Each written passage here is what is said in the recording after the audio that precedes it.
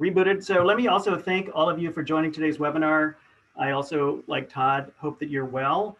And I wish we could be gathered in person, but at least we have this option.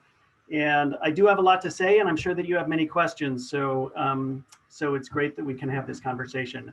I'm going to be focusing, of course, on the 2020 elections and what happened and what it means.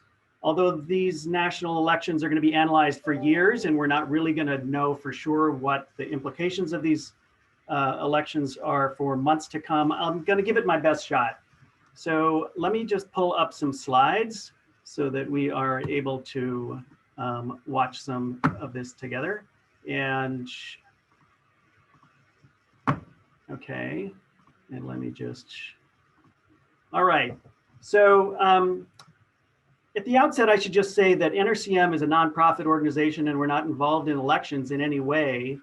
So we don't endorse candidates, but we work with all candidates who are elected to office, Democrat, Republican, or independent. And we firmly believe that the environment and protection of our environment is a nonpartisan issue. So we develop strong relationships with anyone at the State House and in federal office that we can find common cause with in helping protect our environment. First of all, let me thank all of you for voting. Let me also thank those who are on this program who ran for office, who have served in office, who are currently in office. We had NRCM members, NRCM board members, 2 members of NRCM's NRCM Rising leadership team ran for office. So we really appreciate your engagement and involvement in the electoral process. I think we have a lot to celebrate with an election where we had record numbers turn out here in Maine and across the nation. That speaks well, and we hope that all of you continue to be deeply engaged and some of you consider running for office in the future. One former NRCM board member, George LaPointe, ran for mayor in Hollowell, and he's currently ahead by 2 votes. So I think that helps illustrate that every vote matters, and everyone who serves the people of this state and the nation matters in our eyes. So from our perspective, this is always on Maine's ballot. This is what we focus on. We focus on trying to keep Maine's natural resources at top of mind for Maine's elected officials over at the State House. Elections do have consequences, and decisions are made all the time in Augusta by policymakers and at the national level that affect Maine's environment today and for future generations. So here's some big picture themes emerging for me from these 2020 elections. Obviously, as everybody has heard and feels, the election has left a deeply divided nation, and the states are divided. However, here in Maine, a pro-environment majority was elected to the Maine legislature, was reelected. We had a pro-majority environmental majority in the last legislature as well. Clearly, the multiple crises that we're dealing with, the pandemic, the economic crisis, the racial justice crisis, all complicate our lives and create uncertainties for how the legislature is going to do its work. It creates many challenges for us moving forward. It also creates opportunities that I'll discuss. We're confident that bipartisan environmental progress in Maine will continue. Climate action is going to be a top priority here in the state and at national levels. And we are pleased that environmental rollbacks that have an impact on us living in Maine, but have occurred over the last 4 years at the federal level, will be reversed. So speaking to the divided nation, Vice President Biden won 25 states, President Trump won 25 states. This map shows how we expect the final electoral counts to happen. Vice President Biden received more votes than has ever been received by a candidate running for office, and President Trump has received the second most number of votes for anyone running for presidency. So that's a pretty stark image. We believe that the reality is much more complex than this. It's not dark blue, it's not dark red, but within every state and within every community, there is a mix. There's a lot more purple here. And from our perspective, there's also a lot of green. We believe that protection of the environment across the nation is an area where people should not be divided. Here in the state of Maine, also a significant electoral divide. Vice President Biden won by 9% above President Trump, and Senator Collins won re-election by 9%. Significantly, Senator Collins received more than 55,000 votes more than President Trump did here in the state, telling us that there were many who voted for Biden and Senator Collins in a split ticket way that is not as common in many other states, but continues to be common here. This map on the left shows in red or blue the majority vote in each of the municipalities. But in many of these cases, the division is much closer than the dark red would suggest. And many of these are pink or lighter blue. So the division within the state of Maine's communities is less than these maps would show. On the right, Sarah Gideon did receive a significant number of votes along the coast, but much less inland. Here's how the 2016 presidential election compares to the 2020 here in the state of Maine. Hillary Clinton did take the state with a majority. It was a fairly slim majority. In 2020, President Trump received 23,000, almost 24,000 more votes than he received in the 2016 election. And Vice President Biden received more than 72,000, 3 times more votes than the increment that President Trump received. This map shows the distribution of the increment of increased votes per county across the state's 16 counties. So each of the blue bars is the number of votes per county that Vice President Biden received more than Hillary Clinton did in 2016. So you can see that in all but 4 counties, Vice President Bush received a bigger surge of votes than President Trump did. But you will also see 4 counties, Androscoggin, Piscataquis, Somerset, and Washington, where President Trump's votes exceeded the increase that was given to Biden. So again, a significant surge of votes in both parties, with Vice President Biden receiving the bigger surge of votes. So we do have a vice president-elect, a president-elect and a vice president-elect.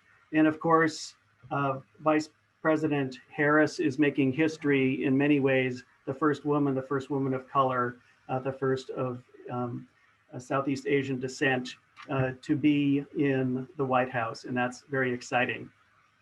From our perspective, the incoming administration is important for many reasons, including that there's an opportunity, and we believe a very strong commitment by this administration to reverse many of the rollbacks that the Trump administration has pursued.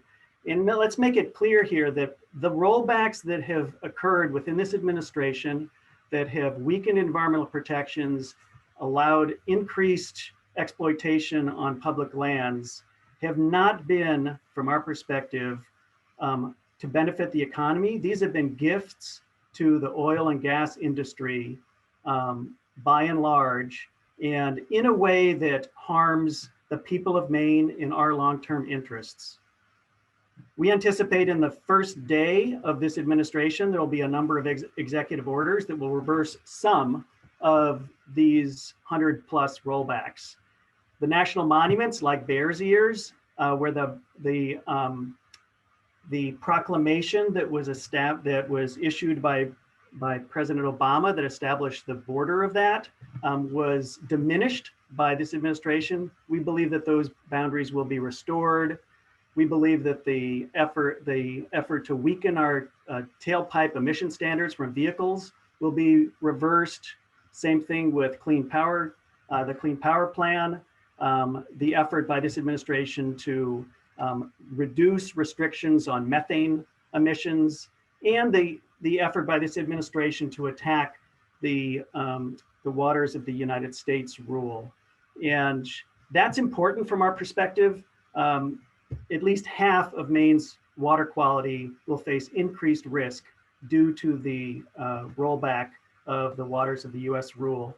And the mercury standards that help protect Maine people from incoming mercury pollution from power plants also is, we hope, will be reversed.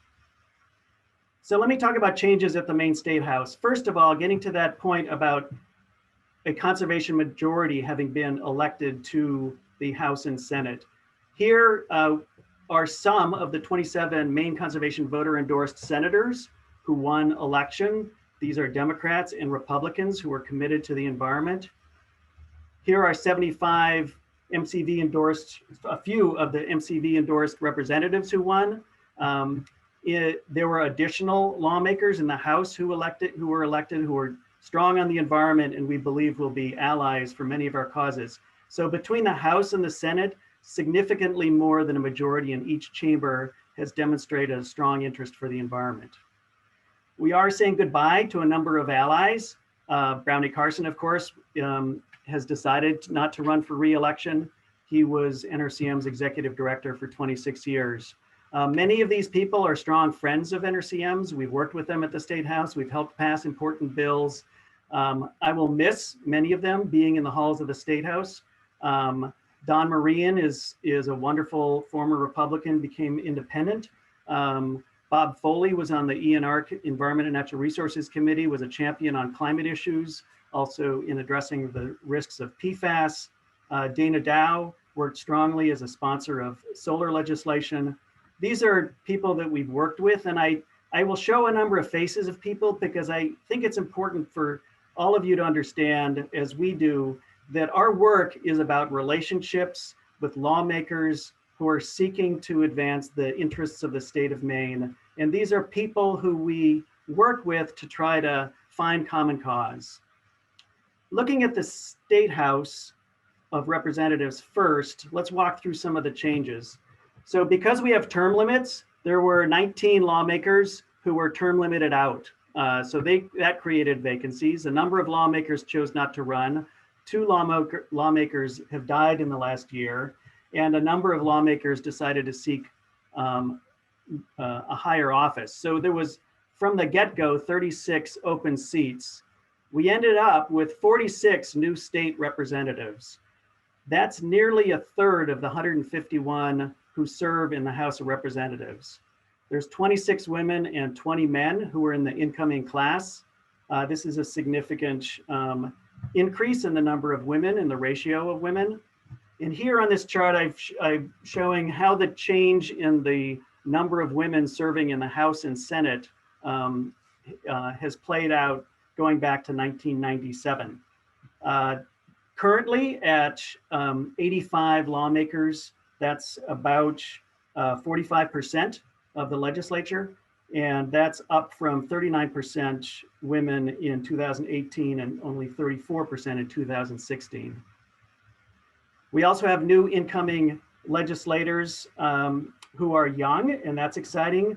Tavis, and here are just a few of them I wanted to show you. Tavis Hassenfuss, he is a graduate of USM Law School. He's the board president for Friends of Cobbessy Lake. Sophia Warren is an independent from Scarborough. She's a 2018 grad of Brandeis. Morgan Riley is a 2018 grad of Bowdoin. And Nathan Carlo, who I haven't met yet, is still a student at the University of Maine, a poli-sci major, and has been very active in politics. So the distribution of lawmakers in the House of Representatives has gone from 89 Democrats, 56 Republicans, and 6 independents to a new ratio of 80, 67, 4. So in this election, there was a bit of a red wave. Democrats lost 9 seats, and the margin is much closer than it was previously.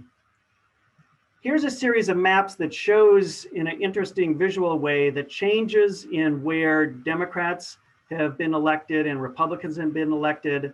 that I think illustrates a kind of a consolidation of where the majority of voters are registered in different parties. So I urge you to look at the top where the blue is, look at these blue Democratic districts inland, and look along the coast, particularly where there are some red districts. So this is 2014 Maine House results.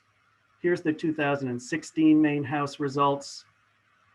Here's the 2018 Maine House results. And this is where it is in 2020.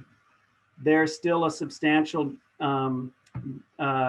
Democratic voting bloc at the top of the state, given the history of Franco-American Democrats up there. And along the coast, there's been a consolidation with changes in demographics.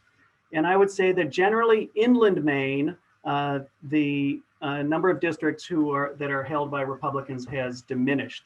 Now, land doesn't vote, people do, and the amount of people in this land is, changes in terms of density across this landscape. But I think it's important for us to just get a visual image of the distribution of Democratic and Republican and independent lawmakers.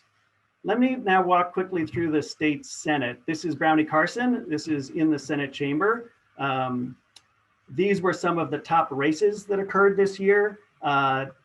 There was a loss by Democrats of Mike Carpenter, who is a Republican up north. There was several seats, including Glenn Curry winning in Waldo County that was held by a Democrat. Louis Lucchini held a seat that was challenged by a former Republican, Brian Langley. And Stacey Brenner held a seat. And then there were a few pickups. There was 2 Democratic pickups, one along the coast in southern Maine, where Joseph Rafferty won, and one along the coast in mid-coast, where Chloe Maxman beat Dana Dow. And those races involved a really high amount of spending, hundreds of thousands of dollars in those races. Just like at the US Senate race, the state Senate races had a lot of money. So the Democrats have actually increased their majority in the Senate at 22 Democrats to 13 Republicans. This is the largest margin of any party in more than 30 years in the state Senate. There's many of these Republicans who are very strong on the environment. So the general disposition of the state Senate right now is very strongly in support of a conservation agenda. Here, I've just got 2 maps that show the change between 2018 to 2020 and 21, 22, that's the incoming legislatures. A similar sort of change in demographics where you'll see the more of a consolidation of blue along the coast and more of a consolidation of red inland. So we have alternating electoral waves in the state of Maine. There was a significant blue wave in 2008 when President Obama was elected. There was, and this is both in the state's House and the state Senate. There was a red wave 2 years later. There was a blue wave 2 years after that. There was a bit of a red wave in 2016 when President Trump was elected. We just had a blue wave in 2018 and a bit of a red wave in 2020. One departure from this was that this year, the state Senate actually increased their margin. I wouldn't call it a wave, but it was an increase in the number of Democrats who served in the Senate. This informs our work because we believe that the environment and the people of Maine's appreciation for the environment should not be a partisan issue. And we as conservationists need to write out these various waves of partisan voting patterns by building relationships and working with Democrats, Republicans, and independents, anybody at the State House who cares about protecting the great state of Maine's natural resources. So what happens next? Lawmakers will be sworn in on December 2nd. Will be constitutional officers who are selected. There's 6 different candidates running for the Secretary of State to replace Matt Dunlap. Orientation is underway for new legislators. Committee chairs and membership will be selected. There's a lot of vacancies with outgoing members. New legislation needs to be proposed by December 18th, and there may be 1,000 or 2,000 bills introduced. Committees are going to convene, we understand, online and start working on bills and figuring out how to collect public testimony. And the full House and Senate likely will not vote on bills until the spring. The House and Senate Democrat and Republican caucuses have selected their leadership. We have in the Senate 3 returning leaders. I put in here the Maine Conservation Voters score that from the last legislature. And you'll see that both in the House and Senate Democratic chambers, the leaders have maintained very high voting records on environmental issues. On the Republican side, in the Senate, we have a new incoming assistant minority leader, Matt Pouliot, who NRCM has worked closely with on a number of issues, including solar energy and land for Maine's future. And in the House, there's a new assistant minority leader, Joel Stetkes, who's taken the place of Trey Stewart, who ran for and won a Senate seat against Mike Carpenter. I should also point out that Ryan Fecteau is the youngest, we believe, Speaker of the House in the country, and the first openly gay member who is serving as Speaker in Maine. And Rachel Talbot Ross is the first woman of color, first lawmaker of color to serve in leadership in either chamber in Maine history, we believe. So that's good news. Let me quickly touch on some of the issues that will be coming before the Maine legislature this session. The work of the Maine Climate Council is pretty much finalized. It'll be rolled out on December 1st, and this will be a big part of the agenda moving forward. This bill, of course, was passed in a bipartisan way in 2019. Here on the left, we see the business as usual emission profile for greenhouse gas emissions, and the black hatched line shows the slope that we need to get down to 80% below the 1990 levels by 2050.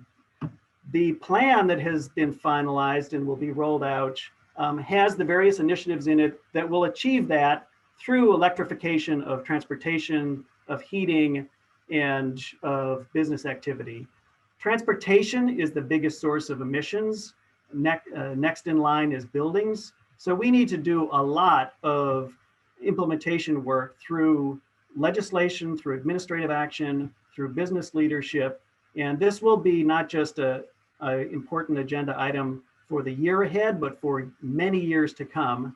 We believe this is a huge opportunity for the state of Maine, for the nation as a whole, to create jobs as we initiate and implement the most significant transformation in our use of energy, I believe, in human history. There will be other important issues, replenishing the funding for the Land for Maine's Future program, really important for preserving the natural character of the state of Maine. The recycling reform bill that we advanced in the last legislature, which was just about ready to leave committee before the lawmakers abruptly adjourned in middle of March, we'll be bringing that back forward. There will be a number of bills on energy efficiency standards, on establishing a minimum recycled content standard for plastic bottles, for closing a loophole on out-of-state destruction and demolition debris that is filling up the Juniper Ridge landfill, for addressing culverts that are blocking upstream fish passage.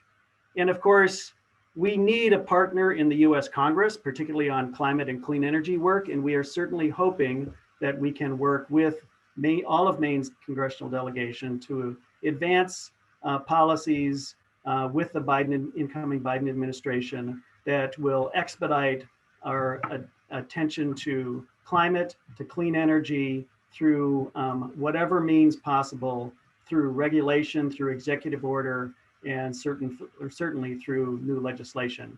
All of our members of Congress serve on important committees: appropriations, small business, armed services, and we believe that they can be and will be interested in helping advance the agenda for the state of Maine as we address environmental protection moving forward. And again, We firmly believe that Mainers shouldn't be divided about protecting what we have in our natural world, and NRCM and our conservation colleagues will continue to do everything we can to bridge the divides and find common sense solutions, particularly in a bipartisan way at the State House. But we also can do this in our own communities and in all our interactions in the state. So I'll stop here, and I would be glad to answer questions. I think how we're going to do this is Todd is going to look through what questions have been posted in the Q&A and ask from there. And again, sorry for the technical glitch at the front end of this. Great. Well, thank you very much, Pete, for that. And again, if folks have questions, please type those questions in the Q&A box at the lower ribbon of your Zoom screen. We've got about a half an hour for questions, so we've got plenty of time. So there's only one question here in the question box so far. It comes from Tony Marple. It's less of a question, more of a comment.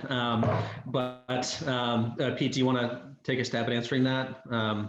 Are you reading them to me, or will you? Okay. Well, there's a question here from Ernie Johnson. What are NRCM's plans related to the proposed CMP corridor? Perhaps in a legislative context. Sure. We do anticipate that there will be legislation in this upcoming session that deals with the CMP corridor.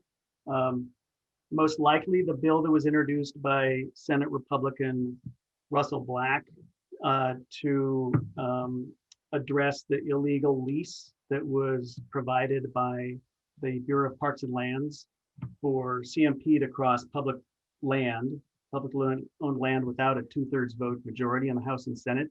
I think that bill will come back. It was expected to have passed in the last legislature.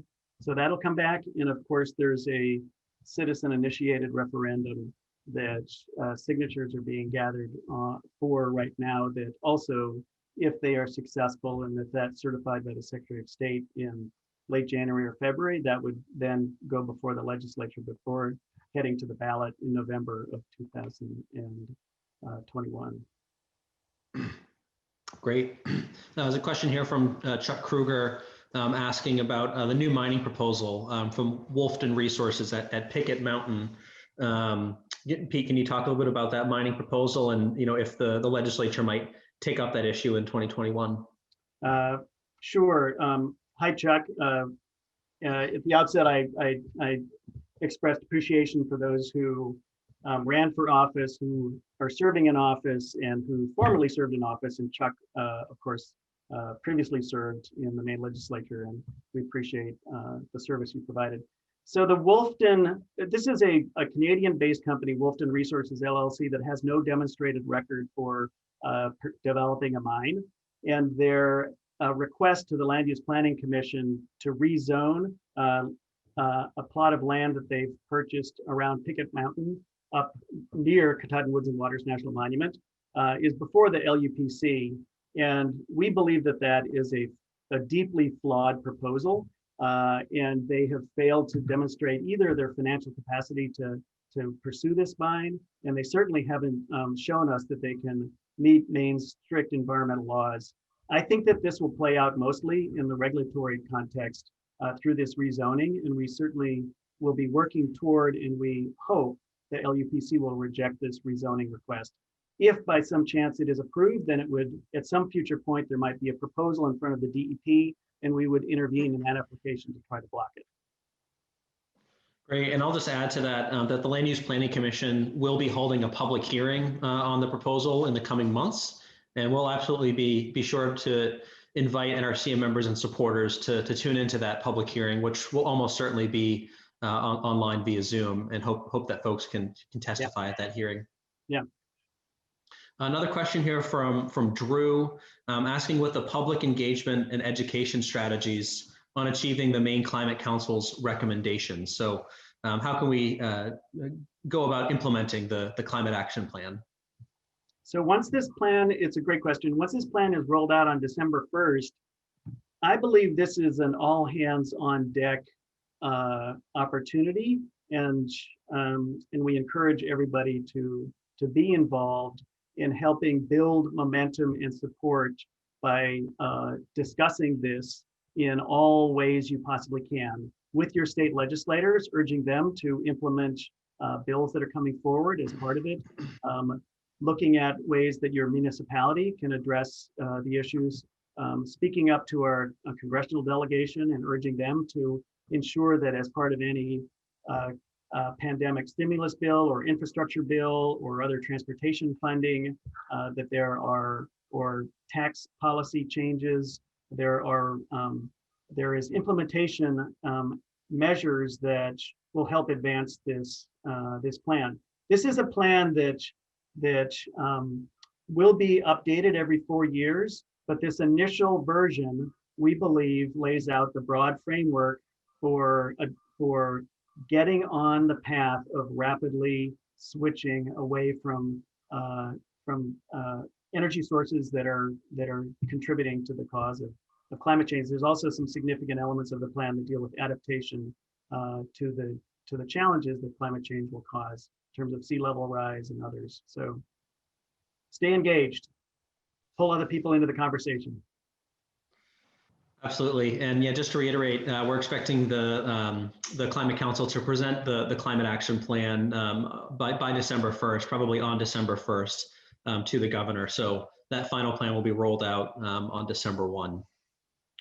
There's another question here from, well, the handle is Go Bears, but the question is, where does EPR for packaging stand on the priority list? It's an issue that NRCM worked very closely on in the legislature last year and was poised for a good vote at the Environment and Natural Resources Committee, but was one of the casualties when the legislature adjourned abruptly in mid-March. So Pete, maybe talk a little bit about the recycling reform bill. Yeah, so this is a really high priority for NRCM, and we think it's also going to continue to be a high priority for all of Maine's environmental organizations and for municipalities that are dealing with an ever-growing volume of packaging waste.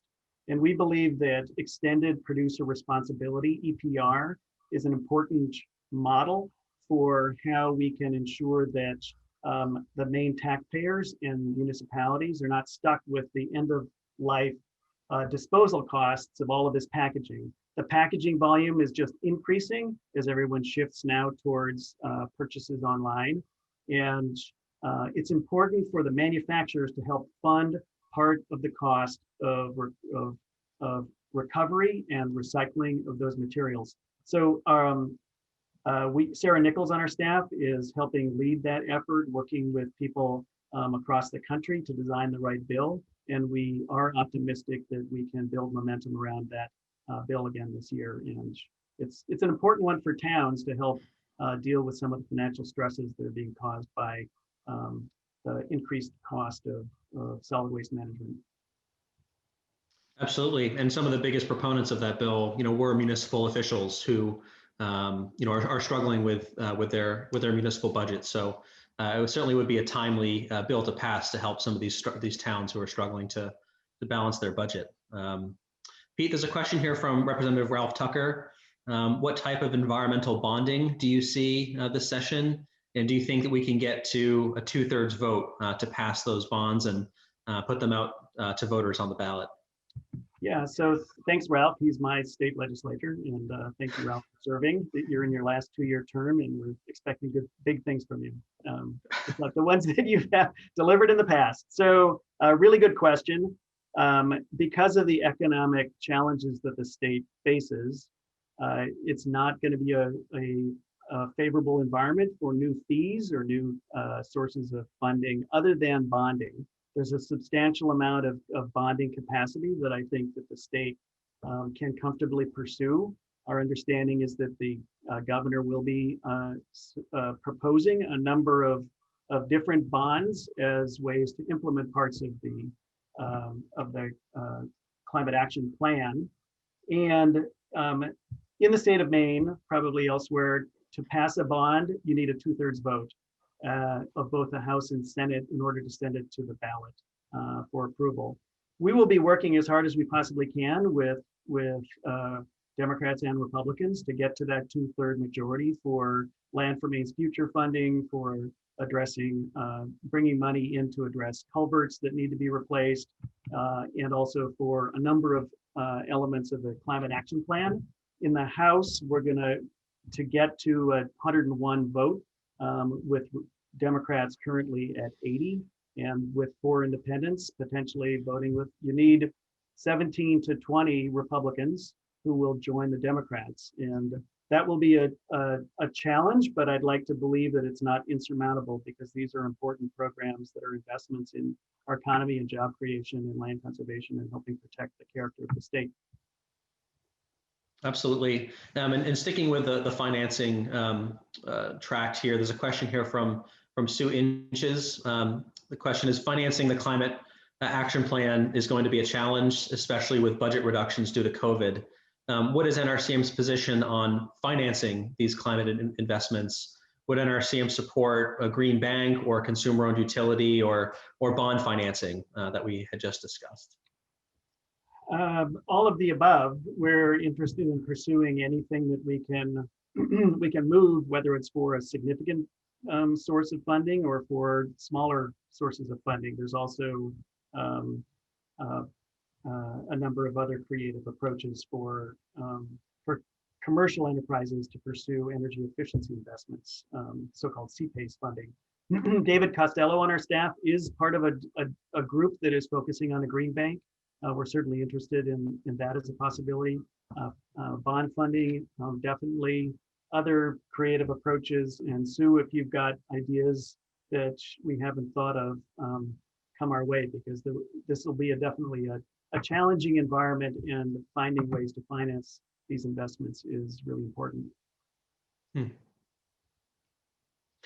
Great. There's a question here from Peter Karup. Apologies if I mispronounced that, but the question is, what's your take on saving the Arctic National Wildlife Refuge, especially with the Trump administration's rush to auction off drilling rights in ANWR? Yeah, good question. So as people probably read in today's papers, the Trump administration is trying to accelerate the process of issuing leases for oil and gas exploration and drilling in the Arctic National Wildlife Refuge. It's unclear how much interest there will be among oil and gas companies, given the expense and opposition that there is to opening up ANWR to oil and gas exploration and drilling.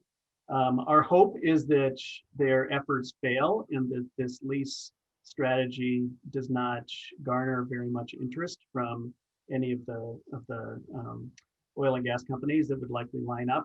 I do believe that the incoming Biden administration is determined to try to protect ANWR and will reverse whatever it can to help protect that landscape. And obviously for the Gwich'in people who worked to protect that landscape for thousands of years, we are in alignment with them to try to preserve ANWR as one of the most important natural heritage areas in the world. Absolutely. There's a question here from Jim St. Pierre. Will there be legislation to reverse the bad Land Use Planning Commission adjacency rule change that has opened up Maine wildlands to sprawl? Can the Maine legislature do anything about the adjacency rule? Good question, Jim. I'm not aware that there's going to be any bill proposed on that. The LUPC is in the process of launching a review effort, looking at what those changes adopted in spring of 2019 are doing. And we're going to be very engaged in that review. Clearly, there's an increase in pressure for real estate development and land purchases from out-of-state people who want to buy a piece of Maine because of the COVID or because of climate change. And so we are concerned that rule change could result in sprawl in the North Woods, but I am not aware that any bill will be pursued this year on that. Perhaps after this review is done and we have a better sense of what the impact has been, it might become more of a ripe opportunity to pursue changes. Great. There's a question here from Chris Canoyer, who asks, what are the opportunities we see for improving sea-run fish passage here in Maine's rivers? We've seen some really exciting numbers of fish returns this year, especially on the Penobscot River, which we're celebrating the removal of dams in that watershed in recent years. But question is, what are the upcoming opportunities we might see for fish passage here in Maine's rivers? Thanks, Chris. So what Maine has accomplished over the last 20 years in dam removals is one of the best good news stories of our collective effort to help restore some of our rivers to something close to what they once were. We will never get back to what they once were. Maine still has about 1,000 dams, and only about 100 of them produce power. And where we have removed dams low in the watershed, like the Edwards Dam here in Augusta, or the Fort Halifax Dam in Winslow, or the 2 dams that were moved on the Penobscot, we have learned that if you remove these dams, the fish will come, and they come back with a vengeance. And there are a number of smaller dams low in the watershed that Atlantic Salmon Federation, Trout Unlimited have been focused on removing, and the results have been quite significant. I believe that there's a substantial additional agenda and opportunities to continue to advance fish passage, both through repairing culverts and removing additional dams that have outlived their usefulness and are causing significant blockages for upstream fish passage. Absolutely. There's a question here from Representative McCrate down in Harpswell, who says we won't be able to have the NRCM or the EPC lunch briefings at the State House this year, and that those legislative briefings will be missed. And she's wondering if we'll hold those similar briefings for lawmakers via Zoom this year. Hi, Jay. Congratulations on your reelection. Yes, I'm sure that we will. And I'm guessing that we're going to have to change our kind of the way we work moving forward, and probably schedule all sorts of conversations, small group conversations, larger group briefings with lawmakers. We won't have the opportunity to just chat in the halls of the State House. So we're probably going to be scheduling meetings with you and your 150 colleagues in the House, with constituents and with our other policy experts to help ensure that you have the information you need and can ask the questions that you have to learn about what the environmental priorities are for the year ahead. Great.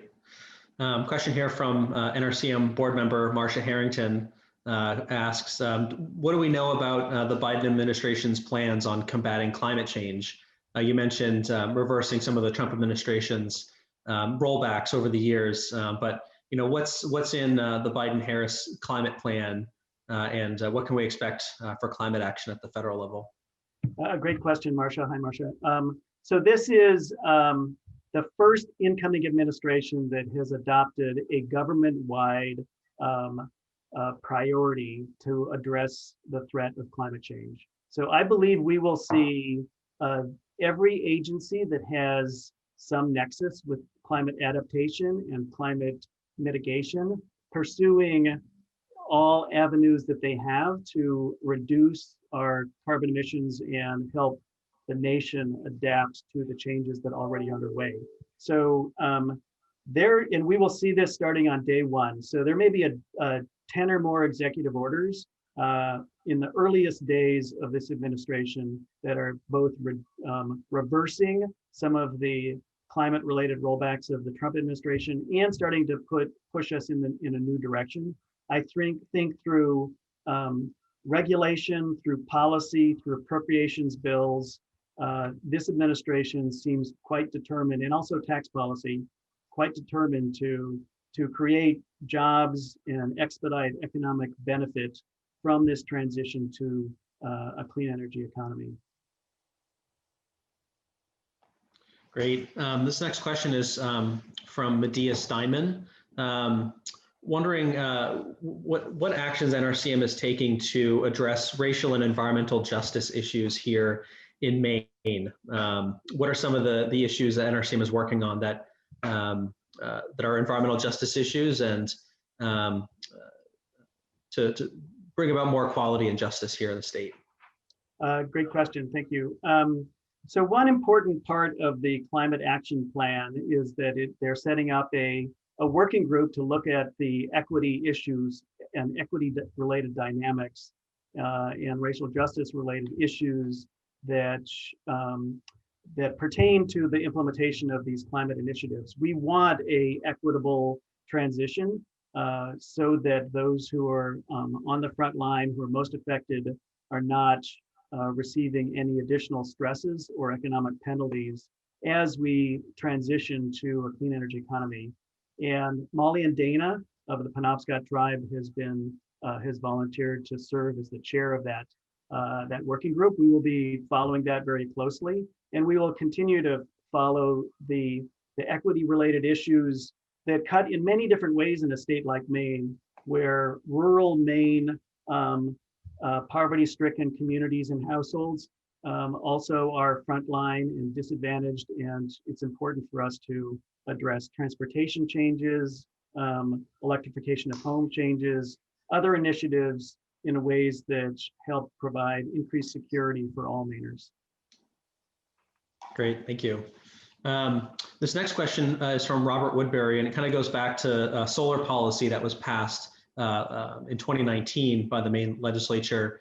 Robert's just noting that he's seeing a lot more solar development in places all around the state and in his hometown, and just wondering about all the positive solar development that's happening here in Maine as a result of that legislation. Can you speak about some of these grid scale solar projects going in, municipal solar projects, community solar farms?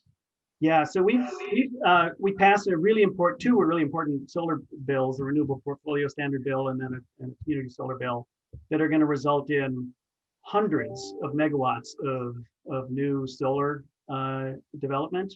And it's extremely exciting, and it demonstrates that if you put good policies into place, it really can open the floodgate for implementation of clean energy technology. We are going to see a substantial amount of renewable energy deployed in the state in the next couple of years. At the end of the LePage administration, we maybe only had about 60 or 70 total megawatts of installed solar in the state of Maine. Within 2 years, we may have 500. We may have thousands of megawatts of installed solar within 5 years. That's excellent, and now is a great time. The state really needs some positive economic development, and the growth of solar is putting a lot of Mainers to work and helping power us with clean energy. So the timing couldn't be better. A related question from Jeremy Litchfield regarding state and federal tax credits for solar. Are there state rebates or federal tax rebates or incentives available for solar panels, and if so, how much are they, and are they going to be expiring anytime soon?